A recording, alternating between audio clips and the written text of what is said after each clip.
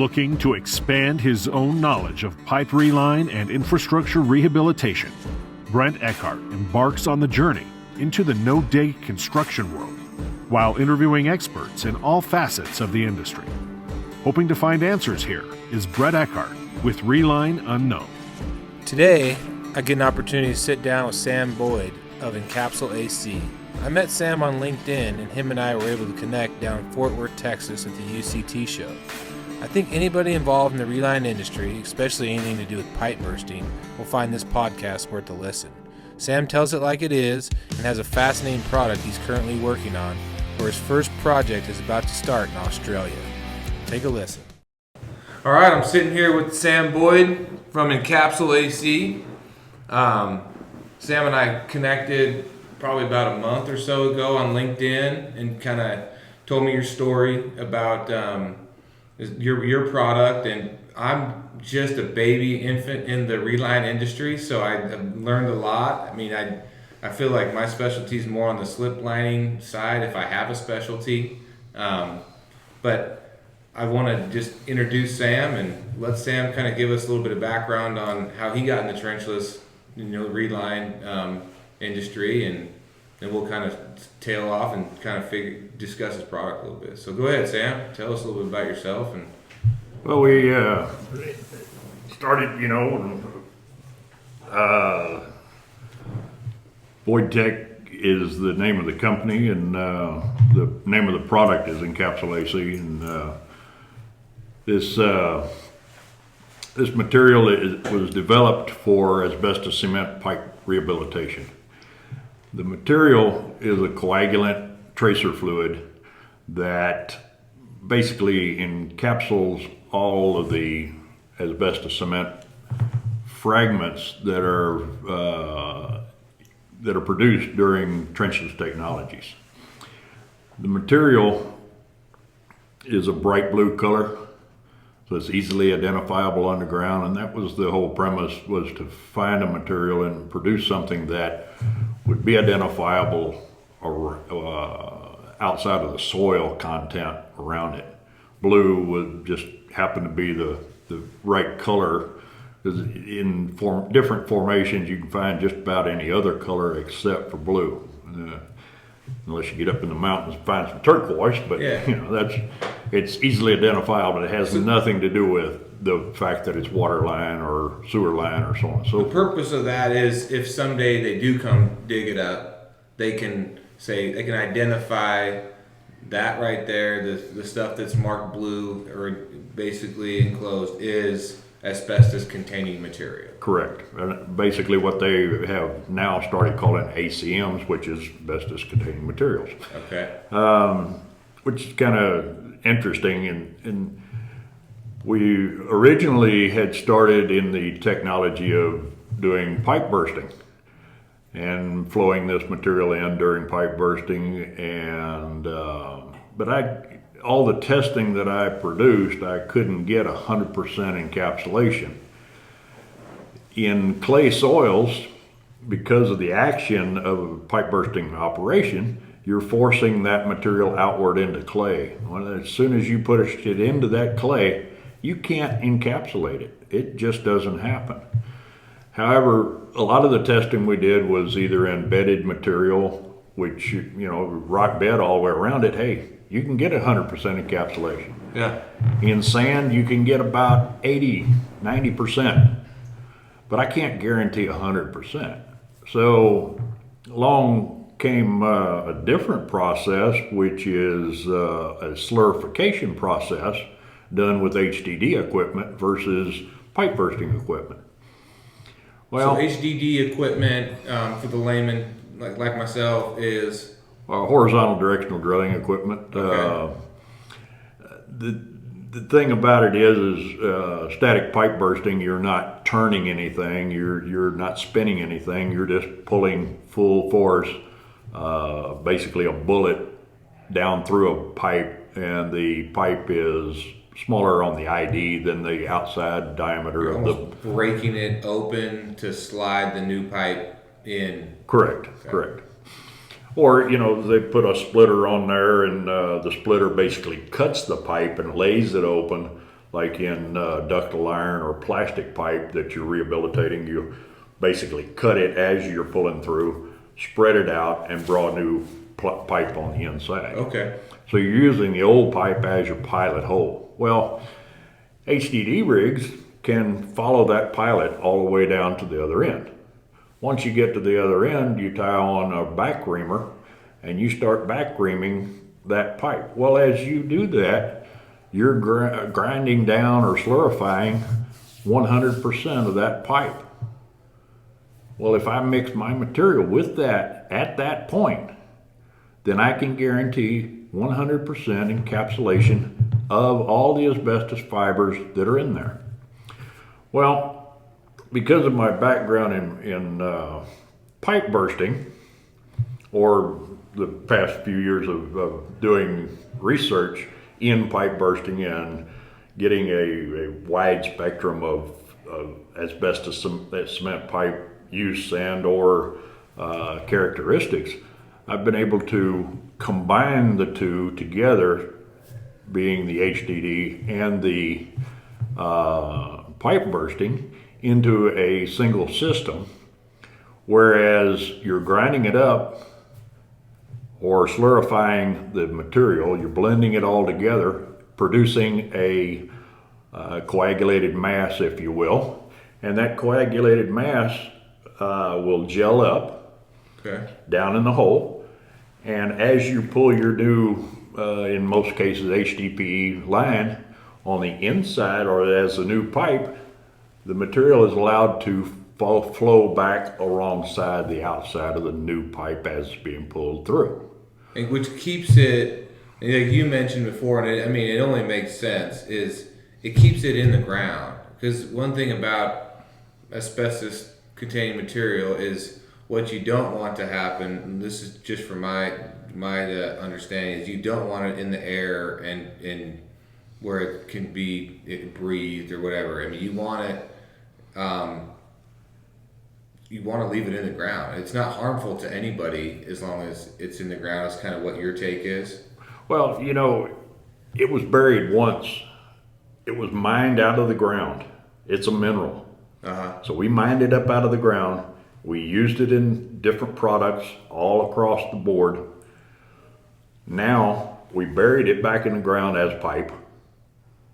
But yet you're saying you want me to dig it up, take it out, and then haul it off to a waste site so you can bury it again. Yeah. So the environmental impact of just all that extra, the excavators, the trucking, the landfill, the sacking, it would go into it. When you talk about truly environmental cost, environmental impact of doing all that versus just identifying it, leaving it where it's at, pulling the new pipe through. If for whatever reason you need to come dig up that pipe someday, the infrastructure changes, expands, contracts, you know where it's at, and you can deal with it at that point. Well, yeah, you dig down to it, you find what's blue, you leave everything that's blue in the hole, you scrape it off. It doesn't harden to a degree that you would have to beat it off or grind it off. Mm-hmm. It'll stay pliable underground for years. Chances are the blue material and or the material coagulator around the outside of the pipe will not harden beyond 80 psi, which is easily scraped off with a shovel. But not dry to where it can be dispersed into the air. Well, yeah, you don't want anything to produce dust. If you get down to it, you don't want to produce any dust because, well, what part of that dust is pipe? What part is asbestos? What part is dirt? You don't know. Yeah. Same thing with bringing it above the ground. If it's already buried, if we bring it above the ground, there's too many opportunities for it to get into the air. Whether it be falling out of a haul truck, that haul truck has to be run from that job site to a designated dump site. Yeah. And they're not very often that you'll see a designated dump site for asbestos. So it's got to travel through populated areas. Well, if you let the public know that you were hauling asbestos through their neighborhood, how long would it take for somebody to say, been contaminated? Yeah. I'm suing the city. Yeah. So there is like a legal point to it where it's, I mean, can get, the ramifications can get expensive as well. Exactly. I mean, in a neighborhood, if you go in and they have asbestos cement pipe in the ground and they've been drinking water out of it for years, they don't really care what the pipe is made out of. They don't care what the new pipe that you're putting in is made out of. All they want to be able to do is reach over for that tap, turn it on, and get water. Yeah. If that happens, there's no question. But if you go in there and you inform everybody in the neighborhood, we're going to come in here and we're going to start digging up all of your asbestos cement pipe, and we're going to bag it up and we're going to haul it off. Well, somebody's going to get the wise idea, well, now I can sue the city because, hey, I got contaminated. Yeah. So and they can't prove that you weren't contaminated because it takes 15, 20 years. Well, and you can't physically dig it up out of the ground and bag it 100% all at the same time. And if you don't do that and you haul it over to a site and you dump it out on the ground, well, just the wind blowing across it, everybody downwind of that pile, quote unquote, is contaminated. Versus just leaving it where it's at. Exactly. So you mentioned that you come from kind of a concrete background, and what made you, what kind of got you into the business that you are today? What's that path to inventing this fluid and this technology to be able to do that? Did somebody ask you, hey, we've got this asbestos pipe, or kind of what is that? Yeah, basically, I got a call from an engineer he knew that I had a strong background in grouts and different blends of materials and whatnot in the concrete industry and grouting industry, and we do a lot of sealing of concrete and do some really oddball jobs around the country, and hell, I've even done them overseas, and just a lot of niche market stuff. And so he called me up. He says, I need a grout.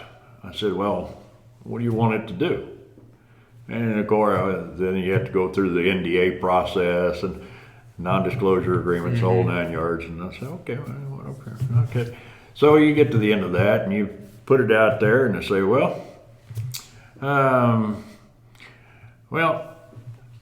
okay, we want it to do this, and this. And so you say, okay, well, I don't really think that there's anything on the market, but I'll look around and see and get back to you, and get back to him a month later and say, well, there's really nothing on the market, but if you want me to, I can blend you whatever you want. And I've talked to several blenders and they said the parameters are pretty well within reason. I said, well, how big is the job? So I know what kind of blender I need. I mean, do I need 1 million bags or I need 500 bags? Yeah. And the guy says, well, and being an engineer, he starts calculating. And so I'm listening to him as he's calculating. He said, well, there's 652,000 miles of the material, and it ought to do about 7 feet per 50-pound bag, and this, that, and the other. I said, wait, just stop. Yeah. That's enough. Well, I didn't get to the end of the calculation, he said. I said, well, you don't have to. Yeah. I know what I need now. Yeah. I need a big-ass blender. Yeah, Then I find out that that's just how much AC pipe is in the ground here in the United States. But it's been used around the globe. Yeah. So there's tons of it out there. Well, okay. So I get in and I say, well, okay, yeah, that's a worthwhile kind of thing. So I start working with these guys, and they say, well, we like that material, but we don't know how to get it from point A to point B. I said, well, you better pump it. Well, how do we make it work? And I said, well, I'll tell you what, I'll get together and we'll, find basically you need to find a pipe burster that wants to put it in the hole and has a job that we can go to and we can put it in the ground. Yeah. Well, they said, okay. Well, one of them worked for a city entity over and that would be an edit. Yeah, you're fine. Yeah, you're good.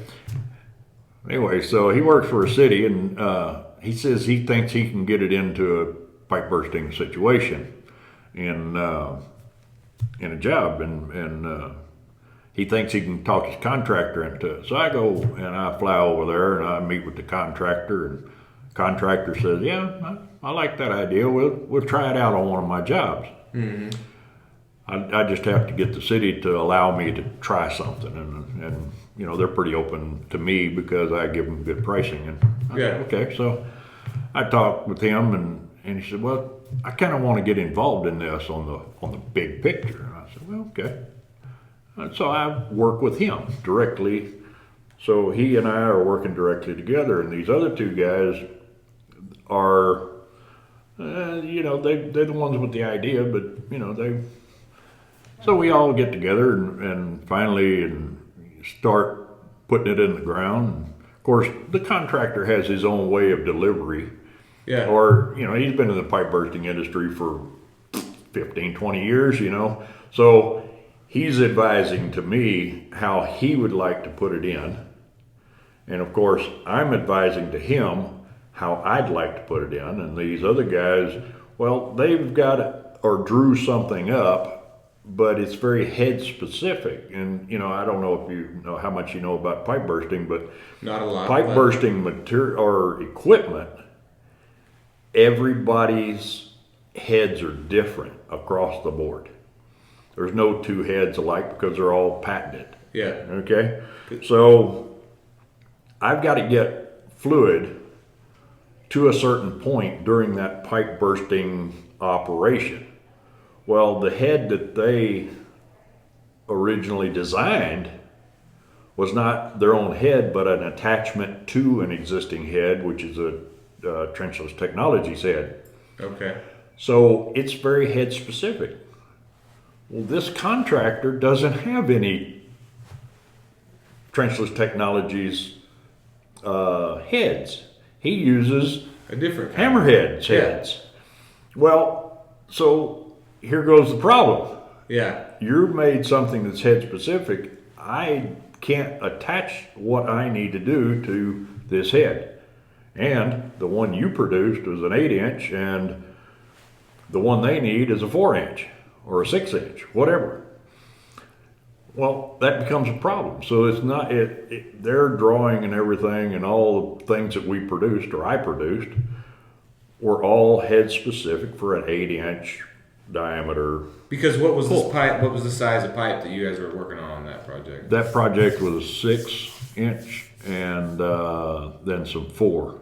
Okay. And then there was going to be some 12. But what is the most common size of AC pipe? I mean, concrete pipe. 6-inch here in the United States is both most common. In Australia, however, it's 4-inch. Are they still installing this pipe? I mean, or is it something that's been phased out and they've they basically have phased out of using asbestos after the mesothelioma scare and all of that back in the, I guess, mid-70s. Okay. So they quit putting it in the ground mid-70s, early 80s. Okay. However, it had been basically the number one pipe for years because it's inexpensive to produce and it worked well and so on and so forth. So they used it in sewer line and in water line throughout the United States as well as the globe. What's the quote unquote design life of that pipe? I mean, because every pipe's got a design life. Because I'm trying to gauge, if you've been putting it in the ground for X, Y, Z amount of years and design life is X, and this is how much is going to have to be replaced or dealt with in the upcoming, say, 10 years? 40 to 50 years Okay. is the design half-life or double life. So basically all of that AC pipe that's in the ground right now is ready to be refurbished. According to a study that University of Utah did recently, cast iron and asbestos cement pipe are the top two leak producing pipes in the ground. There is now a federal mandate that says that all cast iron has to be refurbished because of the lead content. I know you may or may not know that when they lay cast iron pipe, they pack oakum into the joints, and then they follow it up with lead as a gasket material to hold the pipe together. So that lead is being worked out of the system completely, and it's all over. I mean, Yeah. but there's very little lead contamination, but because it's there, the public wants it out of the ground or wants it rehabilitated. Something to where they feel comfortable enough that they drink water out of their tap that's coming through there. So whether it be CIPP lining the inside of the pipe, whether it be pipe bursting it, splitting it, breaking it, putting new HDPE in or fusible PVC, whatever, just as long as you get rid of the lead in possible contamination to the water. And that's kind of where I was talking to somebody earlier that our industry, the Reline industry, is still in its infant stages. It's still so new. There are all these, products and stuff that we are just now dealing with. We've been dealing with asbestos for a lot of years in building, whether it's building tiles or insulation or whatever else that was put into these older buildings. But now, it's probably just people becoming aware that there is all this pipe in the ground that's met its design life. It's not hurting you from a drinking water standpoint, but it's met its purpose, and it's gonna have to either be replaced, rehabilitated, whatever. And what's the most environmentally cost conscious way to handle it? And it seems like that's kind of the business that you're in. Is okay. I've invented a way to deal with this. Correct. It's something that is really conscious for me.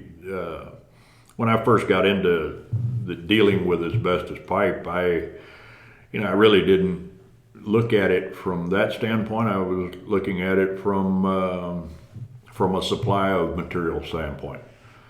But over the years, just dealing with it, I've grown in knowledge and or in feasibility that this is a big problem, and there's a lot of ways to handle it. CIPP, for instance, you familiar with CIPP? Yep. I'm not an expert in it, but I'm familiar with the process. Yeah, basically you're taking a liner and putting it on the inside of the pipe and producing a seal from the inside. Mm-hmm. Well, that's a great system. There's nothing really wrong with it, other than most liners don't produce a structural value, and you're using the old asbestos pipe as your structural value. Which has met its design life already. That's why you're dealing with it. Right, so it's already at its crumble stage or is starting to be weak in points and therefore producing leaks, and it doesn't do well with ground movement.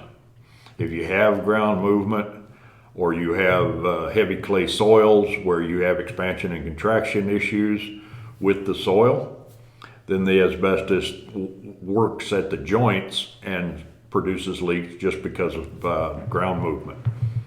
Well, because that CIPP is on the inside, it's going to have certain amount of structural value, but it's not going to be anything like drawing in new HDPE.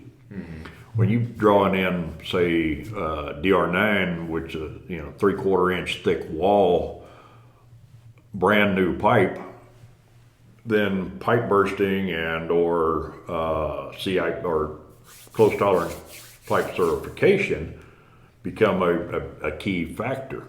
Well, other things that you can do with putting in new pipe or with these processes is you can lay larger pipe. You can expand the whole the pipe 2 sizes. So if there's 4-inch in and you want to put 10-inch in, no big deal. Yeah. Or 8-inch rather. It's 6 and 8. So you can go up 2 sizes no matter what. Of course, you're going to heave the ground a little bit. Yeah, and most oftentimes that's, you're with older infrastructure. Let's say you're in a neighborhood or whatever. Like there was only XYZ amount of houses or XYZ amount of potable water needed or whatever the house, whatever that was, and now you've got this many more houses that are connected to your sewer system or your water system, so you need a bigger pipe a lot of times. And, it seems like that's why the pipe bursting industry has not only from just an infrastructure like it's failing, but also because they need more throughput. Sure. Because you the homeowner, I mean, you turn on your spigot and you're getting 50% less water than you got 20 years ago, but you've got 20 more neighborhoods around you too. Yeah. Well, it's because you're still using the same pipe for the water. They've upped the pressure on that pipe, which just causes more leaks. But the only thing, I mean, you can't increase the volume. All you can do is increase pressure and or flow rate. And so, therefore, they're compensating that with that flow rate. That's the only way you're going to get more water to the customer. But if you haven't increased the pressure, but you got 20 times the amount of houses you had before, you still reduce the amount of pressure you have at the tap. So until you increase the size of the pipe, that water pressure is just going to keep going down as they produce more houses on that same line. So you can go to that main, and we can run down through that main. You can increase it 2 sizes. Well, then you come off that main and you drop down into those neighborhoods. Well, now all those neighborhoods have the same amount of pressure that you had 20 years ago. Yeah. So, you got to make the customer happy because they're the ones that are paying for it. If they don't pay their water bill. Yeah. It all goes back to where does the money come from to do the work? And I think that's the... Of course, the funniest thing I ever heard, I heard this at Dr. Isley over in Louisiana Tech told me this the other day. He says,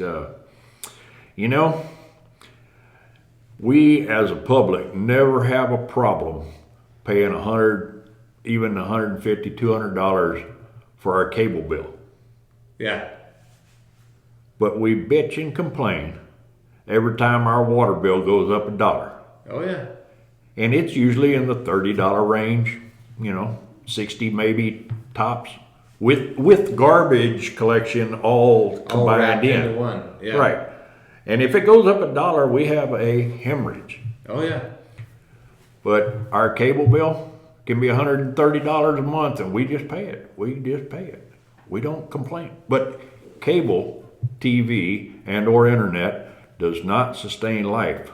Water does. Water does, and clean water. Yeah, and so you're saying that I'd rather have the TV than water, than but good nobody's clean ever water. been faced with that hard decision yet. I mean, it's because they expect the city, the municipality, the .gov to take care of that for them. Sure. That's why they're paying. They feel like they're paying their real estate tax or the real property tax and I don't know what the tax situation is here in Texas, and in Idaho we pay real property tax. We pay. We feel like there's definitely some.